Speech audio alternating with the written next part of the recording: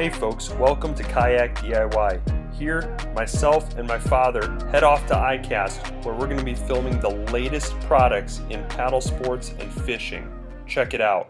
Hey folks, KayakDIY here, and right now we are standing in front of the native booth. So last year, you guys might have remembered, we had this big beast here of a kayak. This is the Titan 13.5. Look at that, look down that hull. That is massive. These things are a force to be reckoned with. They have the same ultra reliable Propel drive. This is a pedal drive system. It's proven. They were one of the first people to get into the prop driven pedal market. And so you can rest assured this thing is built to last. Now, that's what you saw last year. And I already did a run through of that. You'll be able to find that video at the end screen credits, and also in the top right hand corner I'll have a link to that video. But new for this year is the two other sizes. Now they have a 10.5 and they have a 12. So if you needed something maybe a little bit shorter, maybe you're going to go through some rivers or some smaller waters, maybe you also didn't want to have as large of a craft because of transportation restrictions, you have a 10.5 here. You got rod tubes for your tips. You got a nice generous hatch here. You got your Propel drive. You got a spot for a cup holder molded into the prop drive cover. You got track mounts on the sides here. You got a high-low seat set up with storage underneath. You have your built-in rod holders. And you got a nice big back rear tray for storage. Here on the back, they have the Plano V crate. I actually did a video on that as well. I'll have that linked up in the top right-hand corner of the video now. Also, we have a track mount on the back, which adds a ton of versatility to this craft. So lots of options here. Right here is your rudder control lines. And then if we look underneath here, you actually have your rudder. And the rudder is actually in line here with the actual molded in skeg. So if you're hitting the ground, you're not actually damaging your rudder.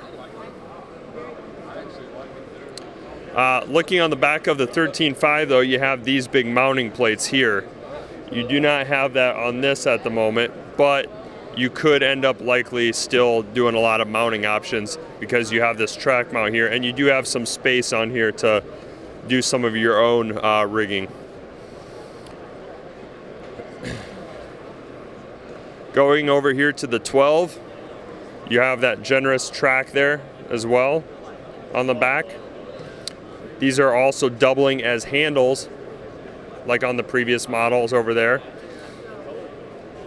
You have a drain plug here.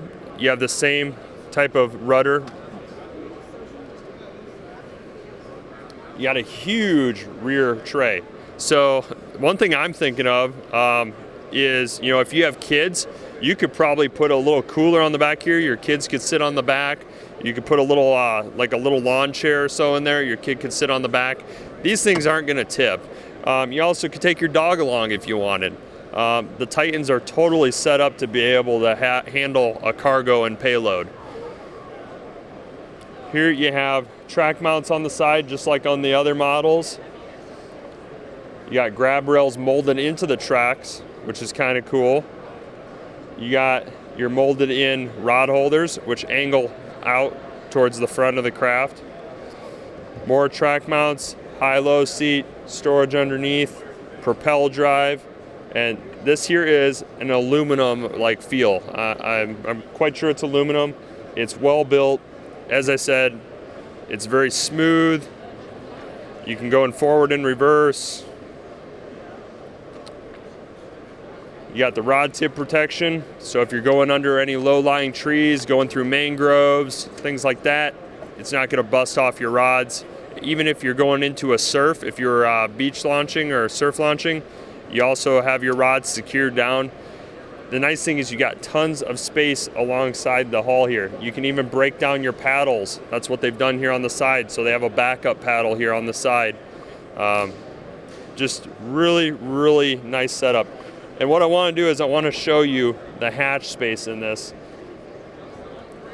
So on the, there we go. On the 12 and on the 13.5, you have this style hatch in the front. Look at that amount of space. That is a large amount of space. I almost could crawl inside that thing.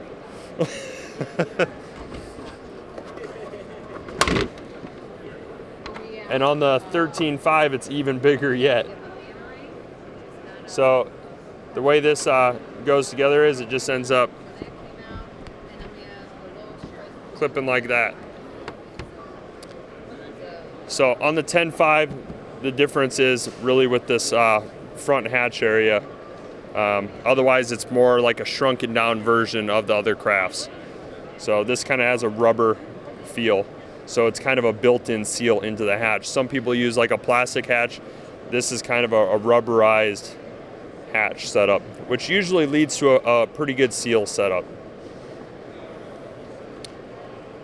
And that's a look at the Titan 10.5, 12, and 13.5.